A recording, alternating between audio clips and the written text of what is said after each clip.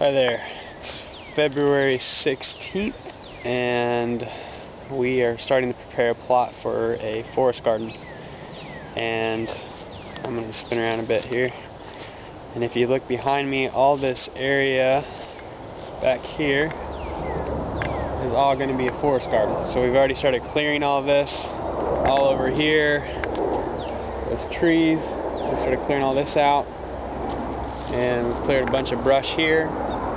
What we're trying to do is kill off all the perennial vegetation and trees that were here, or even some of the dead stuff that was laying down, and we're trying to get rid of that. And we're going to start here pretty soon. The reason we chose this plot is because it's not only available, but it's got the most sunlight available to us of all the choices we had. And if you look right behind me here, this area right here is actually east. So the sun's going to rise up and over this plot, and it's going to shoot all the way across over to here, and that's west, and we'll get all that sunlight throughout the day up until it hits that point of those trees up there. We'll have east to west sunlight in the summer months. Right now it's still winter time, and the sun is definitely in the winter solstice and still lying low over the trees.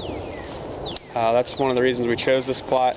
There's also water source right here, about 10 to 15 foot into that tree line. It's not always consistent, but there is water there a good part of the year. Will be accessible for both watering plants and animals, which we hope to get down here as well. So what we're going to do is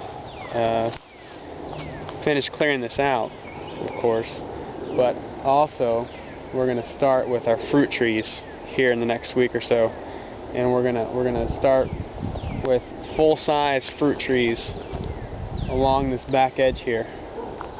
If you follow my hand, this area is all going to be a row of full-size fruit trees, probably apples, and then on the inside of that we're going to start tiering it down to a semi-dwarf in order to give a tiered effect for the sun to catch the highest point down to the lower point, which is going to be an actual annual and small perennial garden in the center here.